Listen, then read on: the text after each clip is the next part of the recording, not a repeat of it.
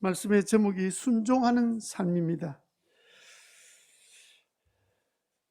우리가 이번 한 주간을 지낼 때 특별히 두 가지를 잘 기억하셔야 되는데, 하나는 다음 주가 추수감사절인데 목장에서 늘 전에는 이렇게 색지에다가 적고 이랬는데 올해는 적지는 않습니다만은 5가지 영역을 여러분들이 가정의 말씀에, 기도 응답에, 또 신앙생활에, 내 개인의 삶에 있었던 감사거리를 목장에서 잘 나누시게 되기 바라고, 오늘 남아공 목장에서는 못했지만 남아공 목장 주도할 때는 그동안 주도 예배 드릴 때 그 사이에 있었던 우리 목원들의 그 감사 내용, 뭐 기도 응답이든지 특별한 하나님의 은혜를 주신 거 있으면 짧은 간증이라도 하나님 앞에 하는 게 귀한 일이고, 이날은 모든 목원들이 다 참석하는 예배가 되도록 늘 애쓰셔야 되고, 그렇게 힘쓰시면 좋겠습니다. 우리 목자 목녀들이 고생을 많이 하시는데, 그럼에도 불구하고 목장 주도 예배 드리는 것은 목장이 중심에서 모두 다 그동안 좀 잃었던 힘들을 모아서 다 나오게 해서 간증도 하고 뭐 이렇게 앞에 나도 좀 춤도 추고 뭐 이러면 좋겠는데, 그럴 용기는 없는 것 같아요. 춤을 출 생각을 못하는 것 같아. 감사함으로. 그래서 가끔은 아멘 할아버지가 생각이 나요. 그런 찬양 나오면 밖에 나와서 이렇게 춤을 추는데 하나님께서 얼마나 기뻐하실까 그런 생각이 들어요. 이제 그런 목장 주도 예배 될 수 있도록 그렇게, 또 다음 주는 특별히 추수감사절인데 전교인 출석주일이잖아요. 그래서 이번 주는 목자 목녀들이 열심히 그동안 안 나오는 목원들 찾아가서 다음 주일은 홈커밍 데이다. 다 나와서 예배 드리자. 마스크 쓰고 밥 안 먹기 때문에 걸릴 확률이 하나도 없다. 제로다, 제로. 괜히 뭐 그냥 교회 나오면 뭐 무슨 일이 생긴 것이 안 나오기 때문에 더 문제다. 당시 한번 생각해봐라. 안 나오고 난 다음에 뭐가 되더나. 이렇게 좀 협박하지 마세요. 그렇게 잘 권유해서 다 모두 나와서 진짜 마스크 쓰고 뭐 교회에서 음식 안 먹으면 감염된 사례가 없어요. 그러니까 그렇게 하시고, 자꾸 뉴스를 보면서 뭐 영국에서 뭐 하루에 뭐 3만 명이 걸렸더라. 마스크 안 쓰고 뭐 자기 하고 싶은 대로 다 하니까 걸리지. 그래서 그런 면에서는 우리가 최선을 다해서 잘 하고, 그다음에 또 하나님께 우리 기도하잖아요. 하나님 은혜를 달라고 기도하고, 조심 안 하면서 하나님 도와달라 이러면 또 참 하나님도 힘드실 것 같아요.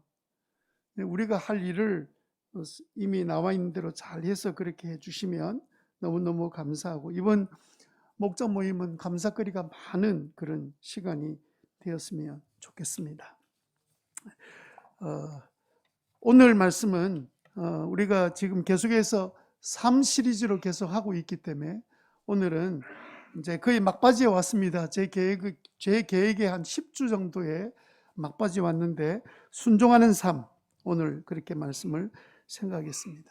우리가 큐티하고 있는데 지금 매일 성경 본문이 출애굽기 사사기로 넘어왔어요. 그 출애굽기 읽으면서 여러분 읽어보셨지만 그 각자가 나름대로 참 의문이 생기는 부분이 꼭 있습니다.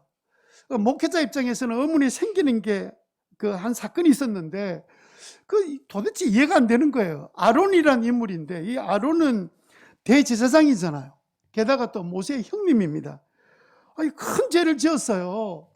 모세가 십계명 가지러 하나님 만나러 가는 동안에 백성들이 막 안 내려오니까 우리를 위해서 하나님을 만들어 달라 이래가지고 막 그냥 아우성을 치니까 아론이 금을 모아다가 금 송아지를 만든 거예요. 이게 하나님이다, 보이는 하나님이다 이래가지고 막 우상을 섬기고 난리가 났습니다. 이 사건을 산 위에서 보셨던 하나님이나 모세가 화가 났습니다. 그래서 모세가 산에 내려오자마자 받았던, 하나님이 직접 쓰셨던 십계명 돌판을 백성들 사이를 향해서 딱 던져서 그 십계명이 깨트려져 버렸어요. 하나님이 그날 금송아지 섬겼던 3,000명을 그날 다 죽이셨습니다. 3,000명이 죽었는데 백성들이 얼마나 두려웠겠습니까? 금송아지를 하나님으로 섬기다가 옛날 우상 숭배로 돌아간 거잖아요. 그런데 아론은 살았을까요? 죽었을까요?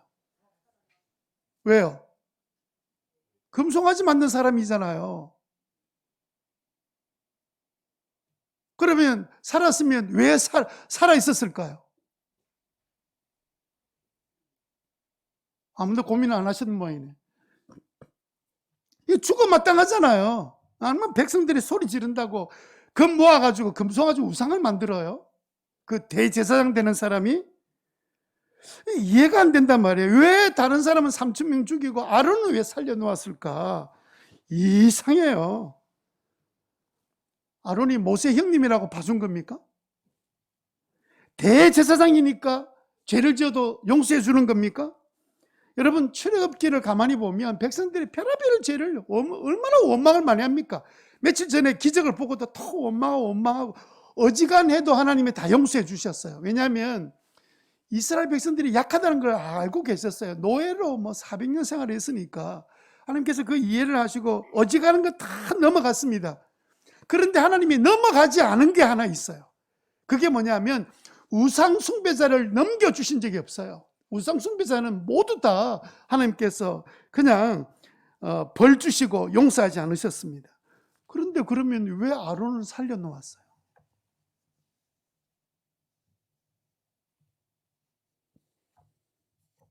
하나님 편파적이십니까?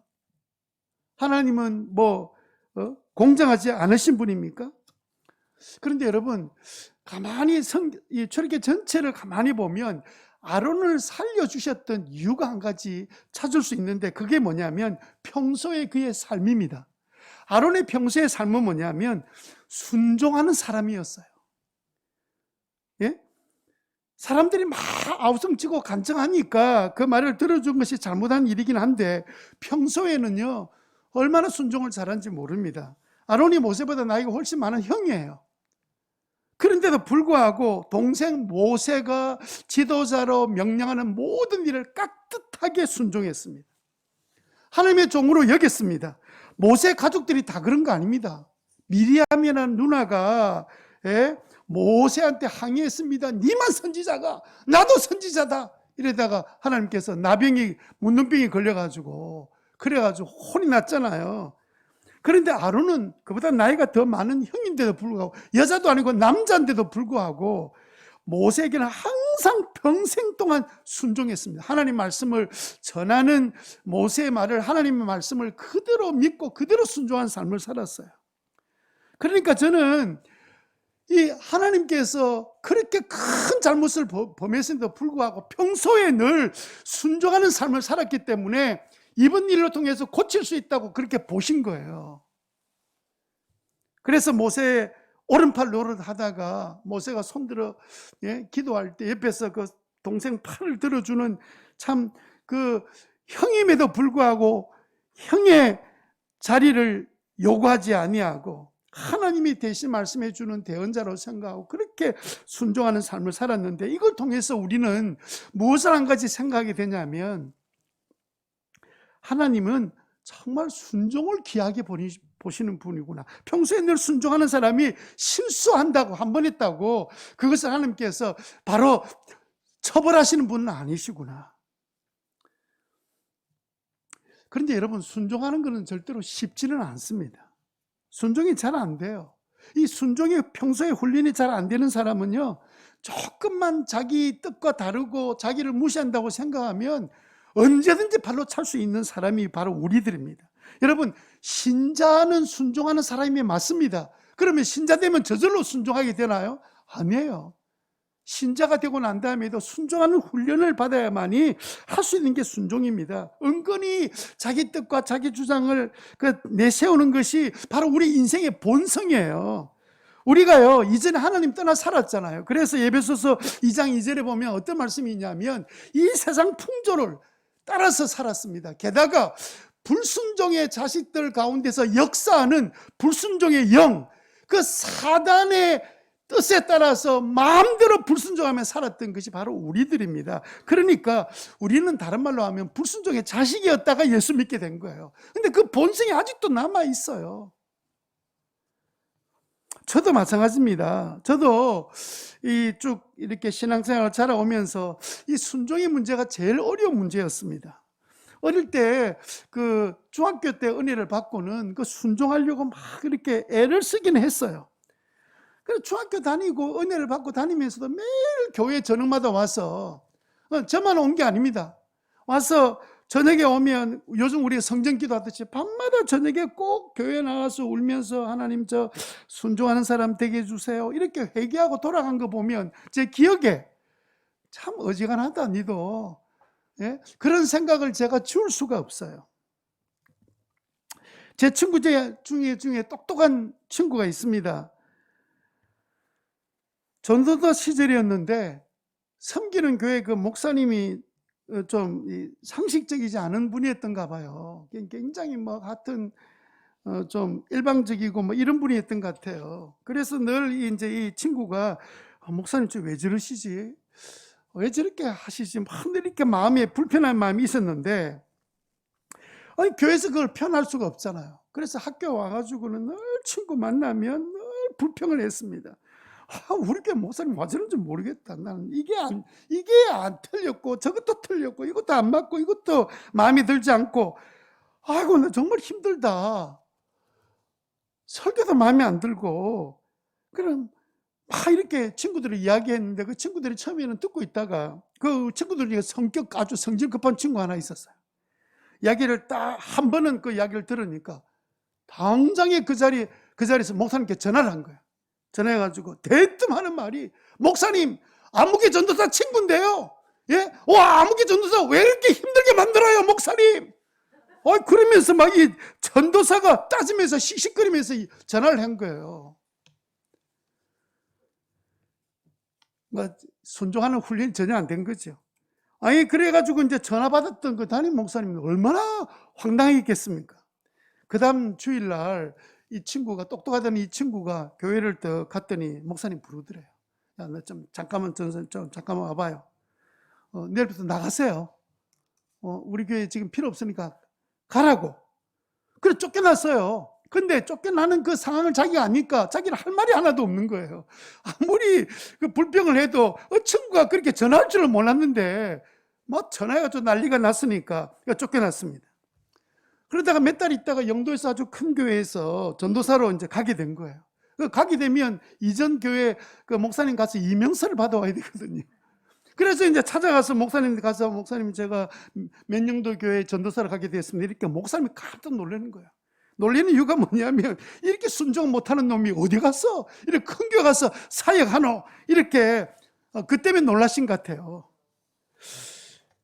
그런데 제 친구 결론이 뭐냐면, 그러니까 그 가고 난 그 교회부터 시작해서 그때부터 이제 어려움이 찾아오기 시작하는데 일들이 사건이 꼬이기 시작하고 그 다음에 막 어려운 일이 찾아오면 자기한테 생각도 못했던 일이 막 찾아오고 이러면서 목회를 하는 중에 어려움이 끊임없이 일어나는데 조금 조용하다 싶으면 또 막 어려운 일이 생기고 막 그러면서 어려운 일이 계속 일어나니까 어느 날 자기 자신을 좀 돌아보게 된 거예요.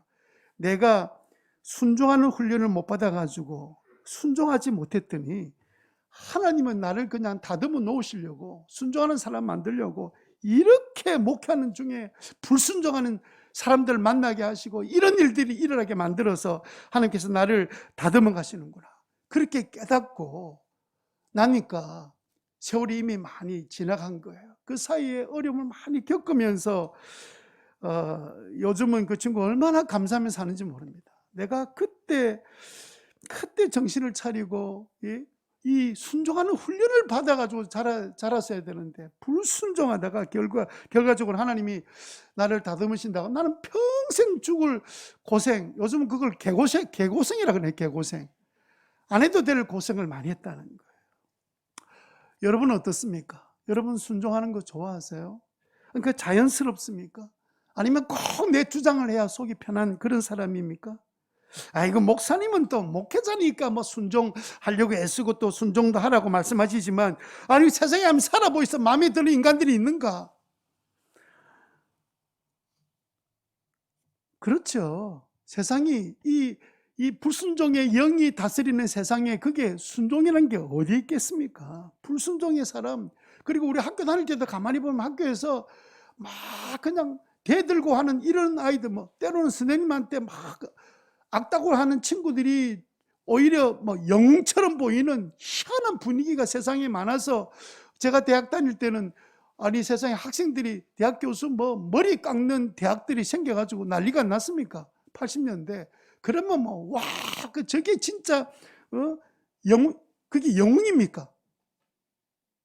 자기 아버지 머리를 그냥 바리깡으로 막 깎아내리는 게, 그게 아무리 옳고 그르고 이래 해도 이게 순종의 이 훈련이 안 돼 있으면 우리는 똑같이 그럴 수밖에 없는 거예요. 그런데 여러분, 성경에 보니까 성경은 늘 순종해라. 사무엘상 15장 22절에 보면, 잘 들으십시오. 아무리 예배 드리는 것, 예배를 잘 드려도 순종이 예배보다 훨씬 더 낫습니다. 그렇게 주님께서 말씀하시잖아요. 성경에 보면, 성경 전체에 보면 순종해라. 순종하면 내가 그를 나의 사람으로 쓸 뿐만 아니라 내가 복을 줄 것이다 하고 주님께서 말씀하신, 불순종하는 사람에게 복을 주겠다고 하신 성경 구절이 성경에 창세기부터 계시록에 한 번도 나오지 않습니다. 순종하는 자에게 하나님께서 복을 주시겠다, 그렇게 말씀해 주셨어요. 여러분, 진짜 우리 여러분 사회생활 하잖아요. 근데 멀리 가지 말고 여러분의 집안이나 여러분이 다니는 직장이나 주위 사람 가운데서 정말 그냥 억지로라도 정말 그때 표를 내지 않고 순종하려고 애쓰는 사람, 그런 사람 눈 닦고 한번 찾아보세요. 몇 사람이나 나오는가?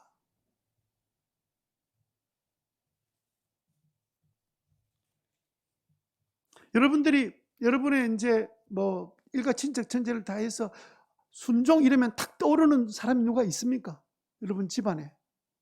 여러분 직장 다니는 사람, 내가 만났던 친구 가운데 순종 이러면 기꺼이 잘 순종하는 사람, 탁 떠오르는 사람이 누가 있습니까?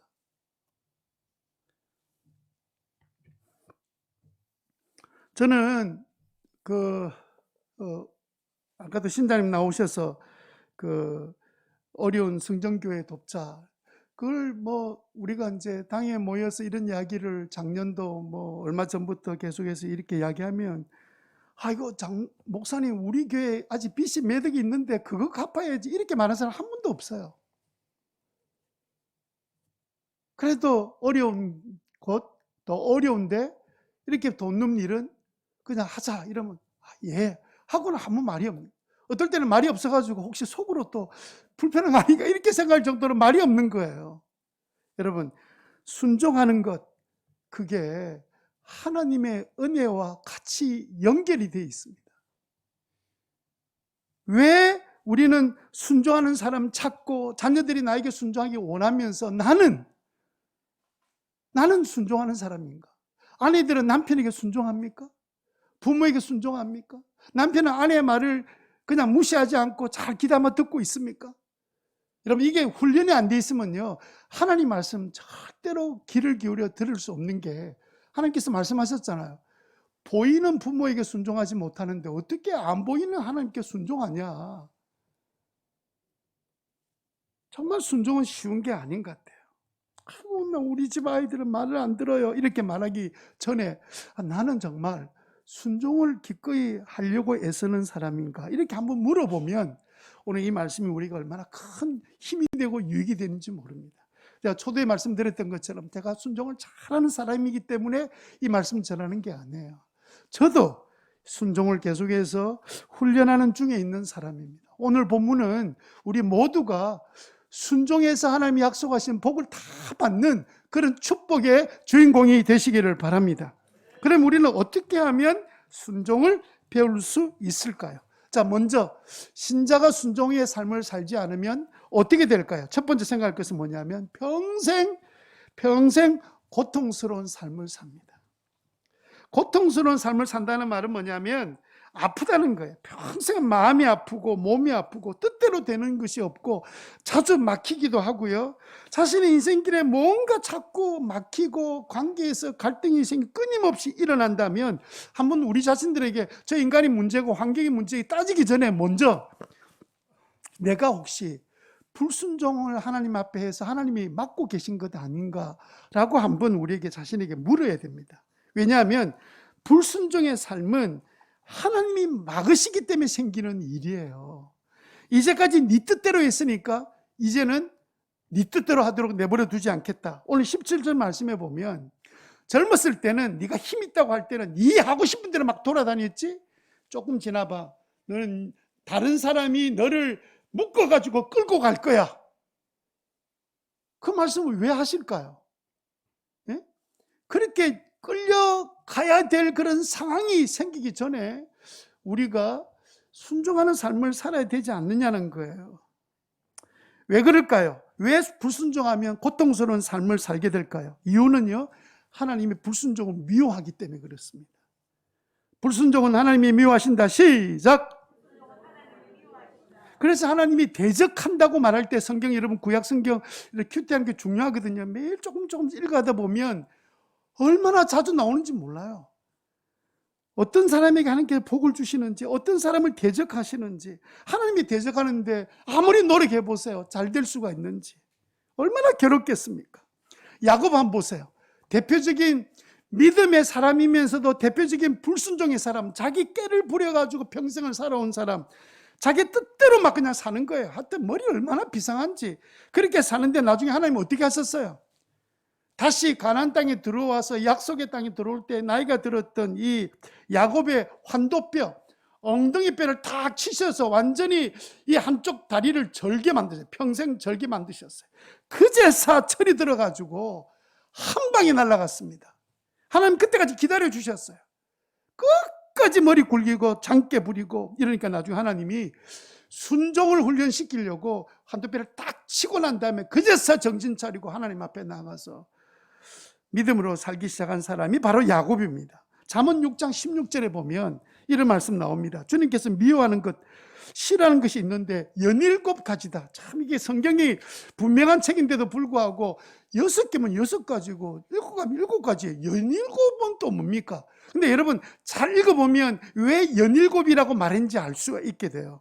여러분 첫 번째 17절에 뭐라 되어 있냐면 교만한 눈, 전부 다 거짓말할 혀, 무죄한 사람 피 흘리는 손, 이런 날이 나오고요. 18절에 보면 악한 계교를 꾸리는 마음, 그리고 악한 일을 저지르려고 막 달려가는 발, 19절에 거짓으로 증거하고 형제 사이를 이간하고 이렇게 하는데 처음 시작하는 단어가 뭐냐면 교만입니다. 교만.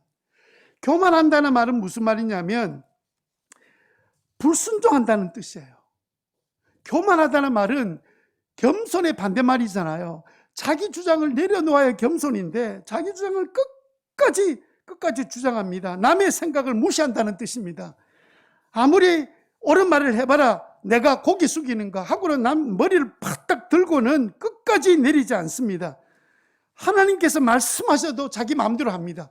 깨를 부리면서 합니다. 그걸 교만이라고 말하는 거예요. 그래서 여러분 이 교만한 마음을 딱 갖는 순간, 불순종하는 마음을 갖는 순간은 그 다음부터 온 몸의 기능들이 혀는 거짓말하고 그 다음에 무지한 사람 가슴에 피를 흘리게 하고 손으로 피를 흘리게 하고 악한 일을 치닫는 발로는 막 그냥 악한 일에 쫓아다니고 그리고는 거짓 증거하고 사람들 사이에 거짓말에 해서 이간시키고 이런 6가지 일을 하는데 그 시작이 교만, 불순종이라는 거예요. 그러니까 17이라는 말이 이해가 돼요. 아, 하나가 문제가 잘못되니까 나머지가 줄줄이 사탕처럼 다 붙어 나와서 6가지 나오니까 17이라고 말씀하셨구나. 여러분 그래서 여러분 우리 교회 안에는 목자 목녀들이 있잖아요. 가정에는 또 부모가 있고 어른이 있고 직장에는 상관이 있잖아요. 그런데 여러분 누군가의 말에 내가 순종하기 싫고 내가 싫은 거예요. 싫으면 그때부터는 불순종의 눈으로 보게 돼요. 교만한 눈으로 보게 되면 그때부터는 자기가 어려운 걸 드러내기 위해서 다른 사람 막 찾아가서 거짓말하지요. 그 다음에 잘못도 없는 사람 비난하지요. 핑계대지요. 머리를 돌리지요. 그 다음에 마음에 그 사람의 마음에 상처 주지요. 끝나는 게 아닙니다. 여기저기 다니면서 거짓 증거하지요. 그래서 아무것도 모르는 사람한테 거짓말 해가지고 두 사람 사이를 만난 적도 없는 사람 사이를 이간질 시키지요. 온갖 일들이 뭐로 시작되냐면 불순종이라는 놈을 통해서 다 생긴다는 거예요. 모든 출발이 교만, 불순종이라는 거예요. 그러니까 여러분 삶에 어떤 일이 생기냐면 어떤 영적인 변화도 일어나지 않습니다. 그러니까 애들은 점점 커지는데 말을 안 들어. 갈수록 그 결과를 자꾸 우리는 자녀에게 대할 수도 있지만 사실 가만히 보면 나에게 변화가 일어나지 않는데 어떻게 주변이 변화가 되나요? 주님이 원하신 건 나를 먼저 변화시키고, 하나님의 복은 어떻게 내려주십니까? 하나님, 내가 잘못했습니다. 내가 겸손하겠습니다. 하나님 말씀에 내가 순종하겠습니다. 그때부터 변화가 일어나거든요. 그래서 사실은 우리가 불순종하면 평생 고생한다는 말이 무서운 말입니다. 사실 어떻게 보면 가장 간단한 말이기도 하면서도 가장 무서운 말이에요. 사도행전 26장 14절에 우리가 아는 사도 바울이 예수 믿기 전에 얼마나 이 사람 고집이 센 사람입니까? 예수 믿는 사람 잡으러 가려고 다메섹으로 막 가서 저놈들 내가 잡았어, 내가 가만 둘 거야 쫓아가고 있는데 갑자기 예수님 만났잖아. 사울아 사울아, 너 어떻게 나를 핍박하느냐? 가시 돋친 채찍을 발길로 차면 너만 아플 뿐이다. 이거 아주 재밌는 말을 주님께서 하셨어요. 이게 무슨 말이냐면 소가 멍에를 메고 쟁기질을 해야 되는데 소가 버티고 안 가는 거예요. 막 뒷발로 막 발로 밟으면서 안 가는 거예요. 때를 쓰고 막 마치 앞에 뭐가 있는 것처럼 막 뒷발질 하니까 주인이 어떻게 합니까? 앞으로 가게 만들려고 그 뒤에다가 가시 같은 걸 갖다 놔요. 뒷발질 못하게 하려고. 그러니까 여기 보면 우리 성경의 표준 세번 얘기를 보면 가시 돋친 채찍이라 그랬어요. 채찍 같은 가시가 난 채찍을 해서 뒷발로 딱 차는 순간에 자기가 찔리니까 고통스러운 거예요.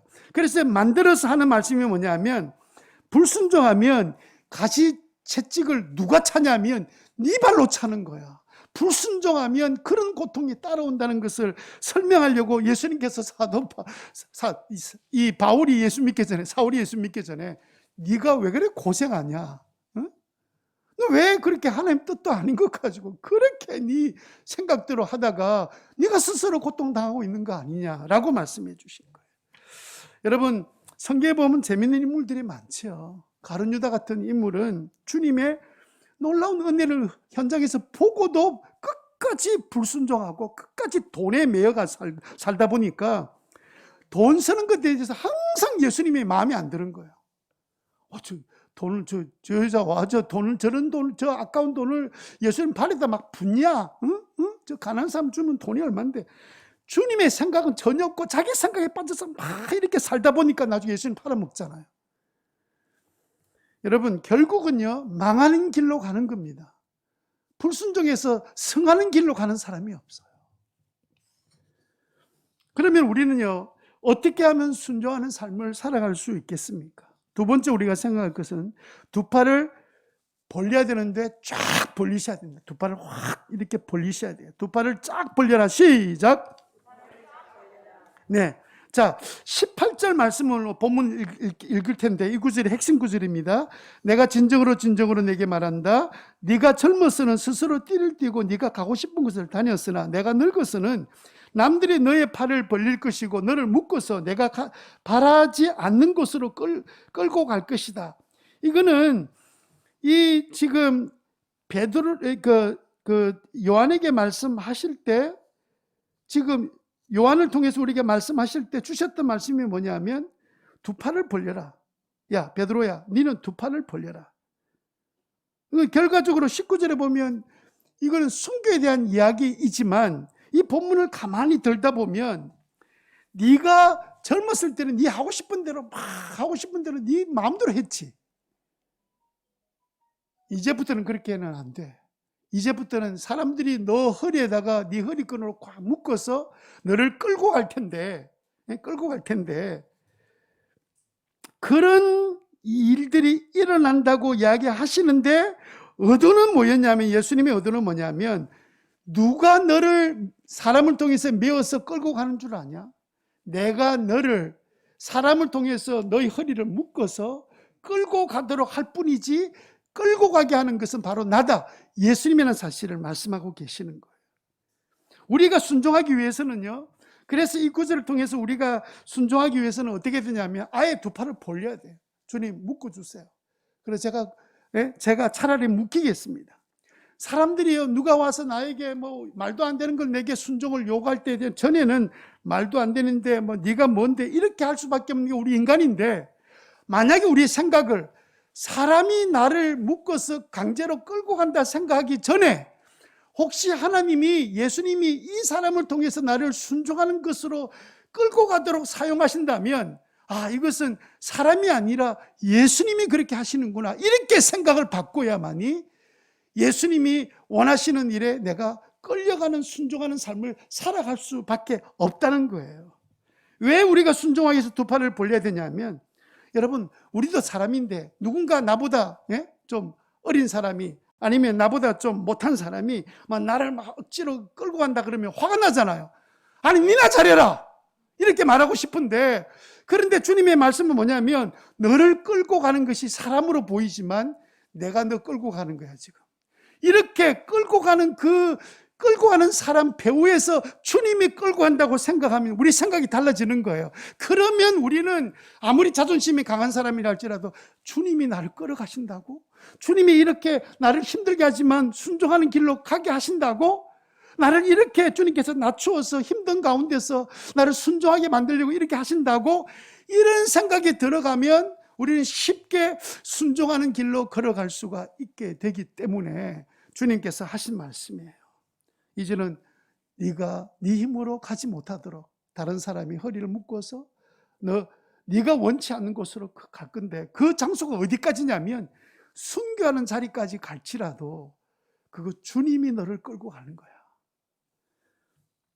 여러분, 어릴 때 그 운동회 하면 2인 삼각 알지요? 예.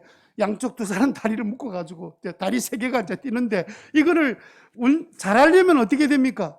서로 발을 맞춰야 되잖아요. 근데 여러분, 되게 우리가 초등학교 다닐 때 2인 삼각 할 때는 어떻게 하냐면, 아버지하고 아이가 발을 묶으면 아이는 신나죠. 아버지가 그냥 앞으로 발을 내딛고 막 달려갈 거니까. 그런데 아빠가 힘있게 달려가면 아이 입장에서는 끌려가는 겁니까? 자기가 끌고 가는 겁니까? 끌려가는 거죠. 끌려가는데 아이는 신납니다. 왜?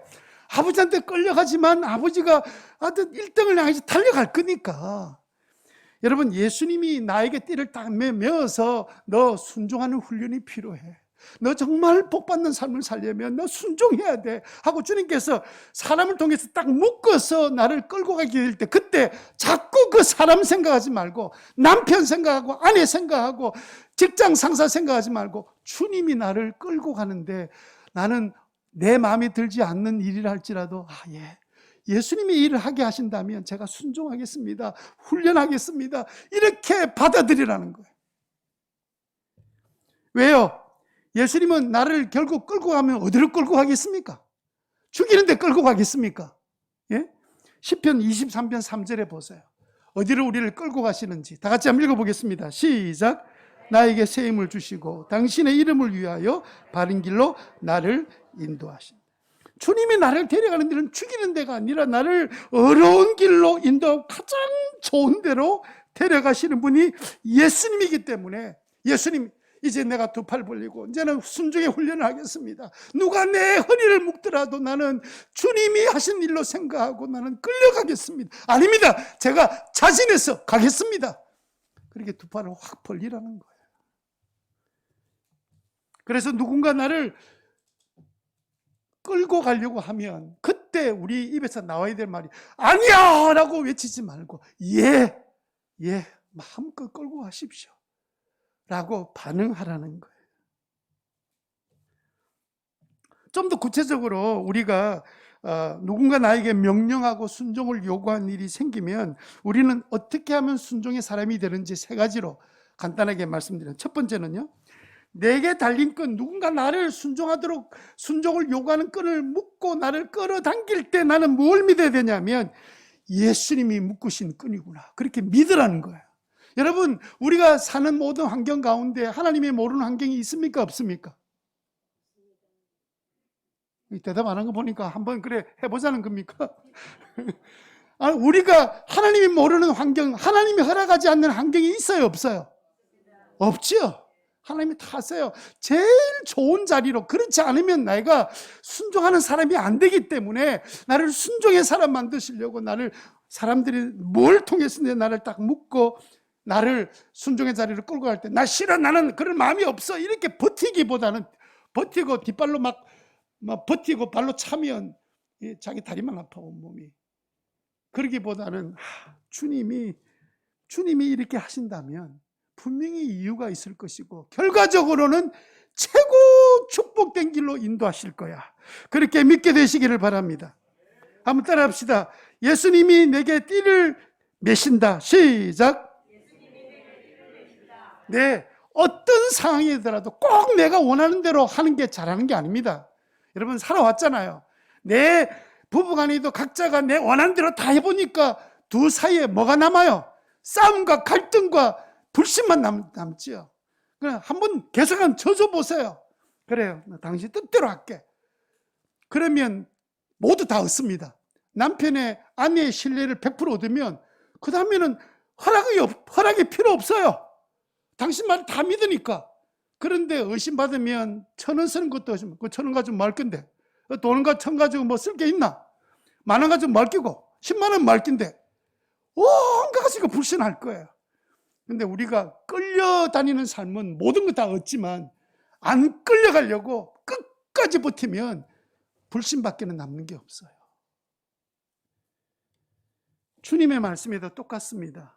망할 것처럼 보이지만 주님이 원하신 대로 따라가면 주님께서 가장 좋은 의의 길로 우리를 인도하시기 기다리고 계신다. 그렇게 믿게 되시기를 바랍니다.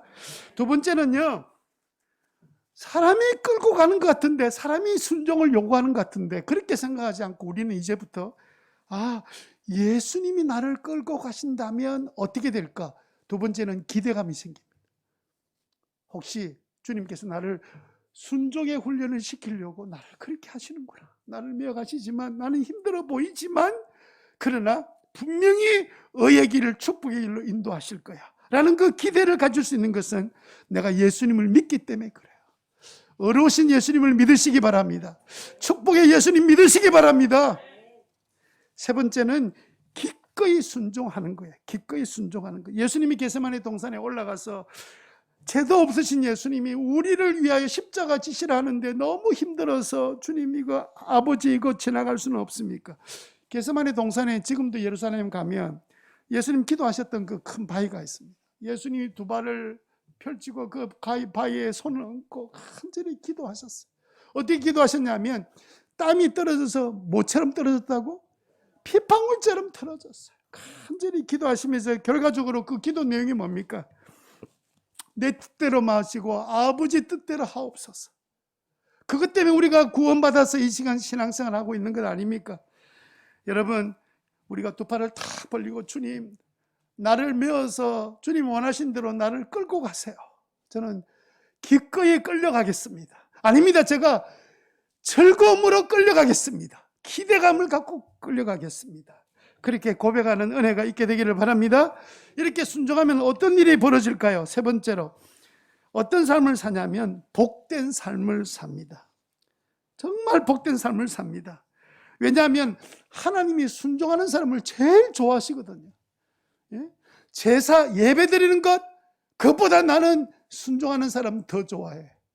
예배를 위해서 우리를 불러주셨는데도 불구하고 주님의 예배 드리라 하신 최종적 목적은 뭐냐면 우리를 순종하는 사람 만드시기 원하시는 아버지 뜻이 있는 거예요. 순종하는 사람에게는요, 하늘의 땅의 모든 복을 몽땅 주시겠다고 약속하셨습니다. 대표적인 구절 하나만 우리가 읽겠습니다. 신명기 28장 1절. 우리 같이 한번 소리내어 읽겠습니다. 시작.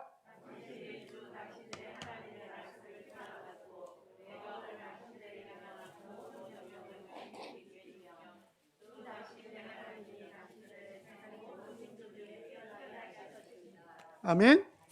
자, 말씀을 귀담아 듣고 그대로 지켜 행하면 이게 순종한다는 말이죠.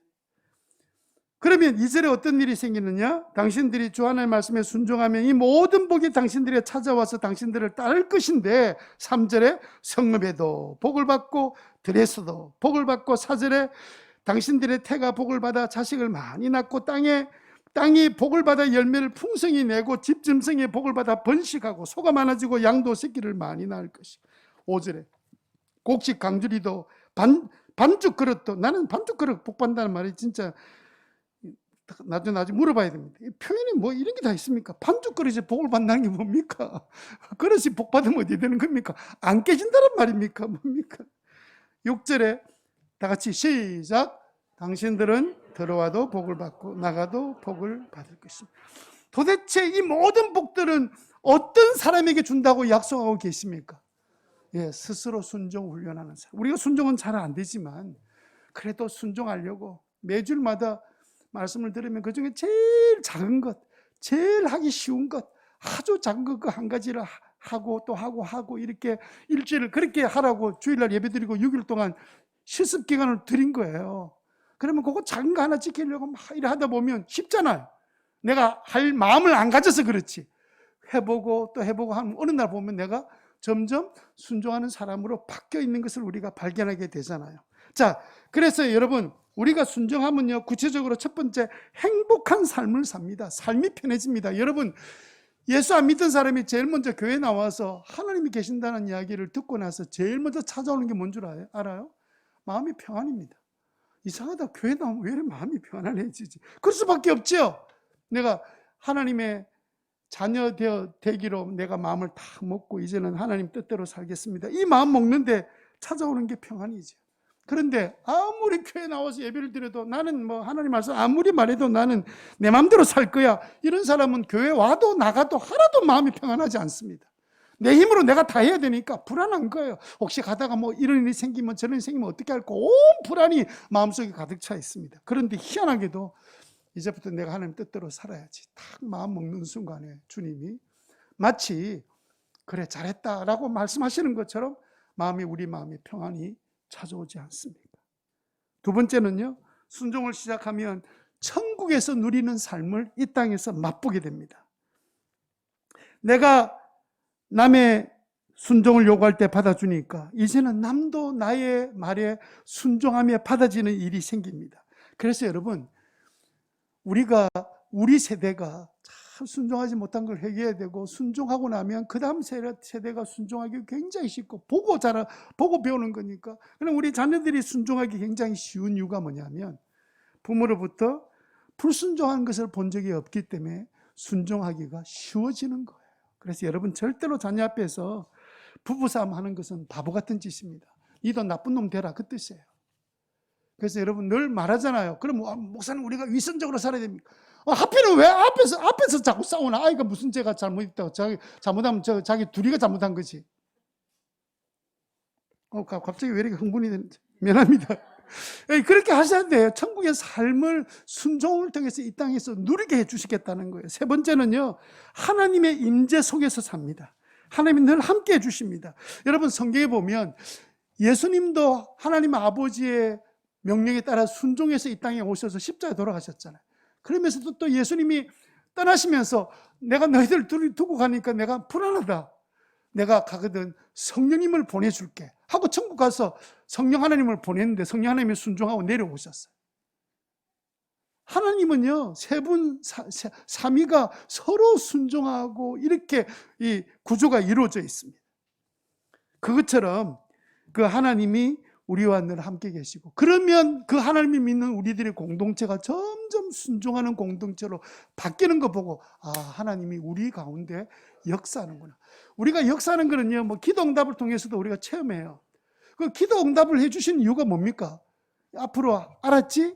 하나님은 네 기도에 들으시니까 너 순종하고 살면 하나님이 더 채워줘. 이거 이야기한 건데, 순종한 것만, 자기 기도한 거 딱 받아먹고 그다음부터는 자기 마음대로 살고, 이거는 하나님 앞에 나온 게 아니고 그냥 뭡니까? 그냥 산신령 앞에 와서 빈 거예요. 복을 받고 그 다음에는 빠이빠이 하고 내 마음대로 살고. 성경은 하나님이 그거 원하는 게 아니잖아요. 내가 너한테 못 줘서가 아니라 모든 거 다 줄 건데, 다 너 유산인데 너 제발 좀 순종하는 사람 되라, 이 말씀하시는 거잖아요. 여러분, 순종하는 은혜를 누리게 되시기를 바랍니다. 여러분, 하나님 늘 함께 하시는 줄 믿습니다. 워치만이라는 분이 세상을 사랑하지 말라는 책 가운데서 자기 고백적인 이야기, 자기가 청년 때 있었던 이야기를 했는데, 그가 선교사라 가라는 음성을 들었어요. 아, 선교사로 가야 되는구나. 하나님의 음성을 듣는 방법은 다음에 한번 우리가 말씀을 통해서 말씀을 드리겠습니다. 어떻게 우리가 하나님의 음성을 듣는 거지? 이렇게 이야기 들을 때마다 저 사람은 음성 듣는데 나는 왜 못 듣지? 이러는데 그런 건 아닙니다. 근데 그때 마침 그때 발레리안 그 중에 아주 예쁜 자매와 교제를 하고 있었습니다. 저 자매하고 내가 결혼하고 싶다. 빨리 결혼해야지. 그런 마음 가지고 이제 그 자매한테 하나님이 나를 선교지로 가라는데 같이 갑시다. 결혼해서. 이랬더니 그 자매가 탁 정색하더니 당신은 좋은데 나에게 선교사가 되어서 가자고 하면 나는 절대로 결혼할 수 없습니다. 무슨 이런 열받는 일이 있습니까? 그럼 간다 이래야 되는데. 게다가 설상가상으로 그 여성의 아버지가 믿지 않는 사람인데 워치만 네에게 뭐라고 말했냐면, 네가 크리스찬이기 때문에, 네가 만약에 예수 안 믿는다고 말한다면 내 딸 주마. 근데 너는 예수 믿는 동안에는 절대로 내 딸 넘보지도 마라. 야, 이거 기가 차잖아요. 사랑해서 결혼하고 싶은데 이거 예수 믿는 거 포기하라 그런 이런 장인 될 만한 사람 만나가지고 되겠습니까? 그래 고민하고 있는데 성령께서 계속해서 왜 선교지 가지 않느냐. 그래서 선교지를 떠나면서 그 사랑하는 여인을 그냥 커진 포기하다시피 기도하면서 그냥 혼자 선교지를 떠났습니다. 몇 년 동안 선교지를 섬기다가 돌아왔는데 그토록 사랑하던 아내가 훌륭한 헌신자, 믿음의 여자로 바뀌어진 거예요. 게다가 더 놀라운 거는 그 자매의 아버지가 자신에 대해서 그렇게 반감을 갖고 있던 사람이, 너 예수 안 믿으면 딸 준다 이러던 사람이 어떻게 된 건지 완전히 자네가 알아서 하게 호의적으로 사람이 바뀐 거예요. 자기가 붙어서 안 될 일인데 주님 말씀대로 순종해서 선교지에서 헌신하고 왔더니 자기가 그렇게 원했던 일들이 다 바뀌어져서 기다리고 있고 또 변화된 사람으로 바뀌어진 걸 보고는, 아, 이게 하나님이 순종한다고 나에게 복을 주셨구나. 그렇게 썼던 책 중에 한 가지가 세상을 사랑하지 말라는 자기 간증입니다. 순종해서 복 받으십시다. 시작. 네네. 저는 이제 설교 마치면서 한 분 목사님 소개하고 설교를 마치겠습니다. 안길동 목사님이라고 진해에서 이제 우리 사역하는 제 선배가 되시는 분인데, 이분은 어릴 때부터 모태신앙으로 자라셨고 그 정조 할아버지가 선교사님 오셨을 때 선교사님 만나서 그 교회를 시작하셨던 우리 이 고신교단의 초기 멤버 중에 한 분이 있어요. 그러니까 이제 이 안 목사님 어릴 때부터 어릴 때 그 교회를 다니신 거예요. 그 교회를 다니다 청년 때 이제 마음이 뜨거워져서 내가 하나님 앞에 하나님 부르시는 갑다 싶어서 신학교 가려는 마음을 가지 생겼는데, 그 이야기를 들었던 담임 목사님이 그래라, 신학교 가라 이렇게 말씀하시고는 교육 전도사로 임명을 한 거예요. 근데 여러분 이게 쉽지 않습니다. 어릴 때부터 코 흘리는 자기 모습 다 보고 샀던 어른들이 있고 그 다음에 형, 누나들 다 동생들 다 있는데 갑자기 그 교회 교육 전도사가 된 거예요. 그러니까 길동아 부르다가 갑자기 전도사님 부른다는 게 쉽지 않잖아요. 이게 쉽지 않습니다. 홍길동 전도사 아닙니다. 안길동 전도사입니다.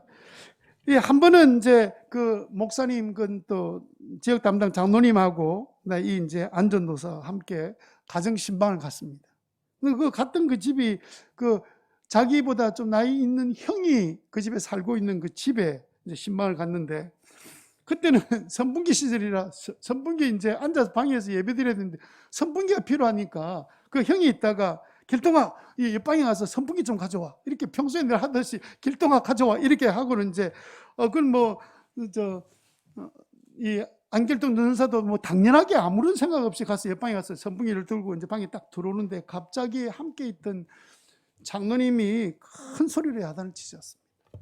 길동이라니, 목사님과 성도들이 있는 자리에서 전도사님에게 길동이라니, 빨리 사과해. 어이구, 점잖은 그 장로님이 큰 소리로 이야기하는 사람 하는 바람에 모두 다. 근데 이 안길동 전도사가 얼마나 안절부절한지를 모르는, 늘 그냥 자연스러운 일인데 그냥 지나가면 되는데 갑작스럽게 꼭 하고 싶으면 나중에 개인적으로 불러가지고, 아니 근데 공적인 자리에서는 동생 개인적으로 만났을 때는 길동아 이란, 아니 다 예배드리고 모인 자리에서 길동아 이게 도대체 무슨 짓이고 이렇게 말할 수 있는데, 아니 왜 그렇게 다 있는 자리에서 아니 길동이라니 하고 막 이렇게 야단치. 그 청년도 그러면 기분 나쁜 표정을 지을 수 있는데도 불구하고 그 장로님 말씀 딱 듣는 순간에 즉시로 아이고 미안합니다 전도사님하고는 그런 선풍기를 가져다 놔서 그날 예배를 드렸습니다. 그런데 그 자기는 안길동 전도사는 되게 마음이 불편한 거예요. 근데 그 장로님이 하신 두 가지 이야기를 듣고는 마음이 편해진 거예요. 첫 번째는 뭐였냐면, 본인이 소리 지르는 게 두 가지 때문에 소리를 질렀대요.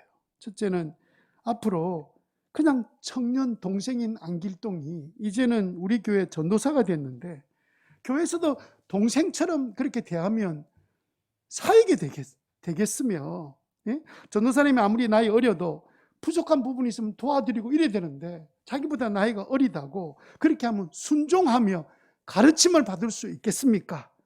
그럼 우리 교회에서 사역 못합니다 한 게 첫 번째 이유였고, 두 번째 이유는 자신의 문제였습니다. 자기가 젊었을 때 교회에서 그렇게 불순종하고 자기 마음대로 했대요. 불평하고. 그런데 그렇게 하다 보니까 하나님께 얼마나 많이 두드려 맞았는지 처음에는 잘 몰랐대요. 하는 일마다 안 되는 거예요. 힘들고 어렵고 계속되는데, 어느 날 순간에 이 모든 것들이 하나님 나를 대적하시는구나, 나를 치시는구나, 내가 불순종하니까 나를 지금 혼내고 계시는구나, 이러다가 내 인생뿐만 아니라 내 자식 다 망하겠다, 이런 마음이 들어가지고 깨닫고는 늦게까지 고생을 바가지로 하다가 뒤늦게 깨닫고는 그 다음부터는 삶이 이제 나아지기 시작하는데, 하나님 뜻대로서 나아지기 시작하는데, 교회 청년을 보니까 꼭 자기 옛날 때 청년 때 모습을 보더라는 거예요. 딱 보는 것 같더라는 거예요. 그래서 우리 청년들이 하나님의 말씀에 잘 순종해서 복을 받으면 좋겠다, 그런 마음 때문에 내가 소리를 냈던 겁니다 라고 이제 이야기를 해서 모두 다 이제 그 뜻을 알게 되었습니다. 그 일이 있고 난 다음에 모두를 길동을 보면서 길동이라 부르는 사람이 없었으며, 길동이는 아버지라 부를 수 없게 되었습니다. 왜냐하면 어느 순간부터 그 부모님도 그 길동아 이래 부르다가 어느 날부터 안전도사 이렇게 부르는, 그 대개 다 교육자의 집안이 다 그래요. 이 손달님 계시면 오늘 지금 어쩔 수 없이 오늘 그 아들 교회 지금 잠깐 가셨는데, 똑같 손전도사 자기 아들인데, 그게 이제 그렇게 부르니까 홍길동처럼 이제 길동이라 부르는 사람이 없고 아비라 부를 수 없는. 그래서 그 교회 형님 누님들이 개인적인 만남이 아니고 공적으로 만났을 때는 꼭 전도사님 이렇게 불렀는데, 그 일이 있고 난 다음에 그 청년들이 대하는 분위기가 확 달라졌더랍니다. 그 장로님 때문에. 그래서 이제 참 부러운 교회다 이런 생각이 들었는데, 이제 이분이 다시 영도에 사역하다가 이제 다시 진해로 가서 이제 사역하고 있는데, 자기가 옛날 어릴 때 다녔던 그 교회를 들여다 보니까 여전히 다른 데는 어려운데 그 교회는 여전히 교회가 은혜롭게 잘 지내고 있는 거예요. 교회 분위기가 너무 좋은 거예요.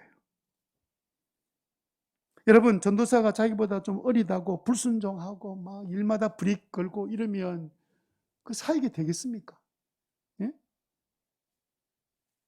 그러면 그 교회는 잘 될 수도 없고 하나님께서 그 모임에 복을 내려주실 수가 없죠.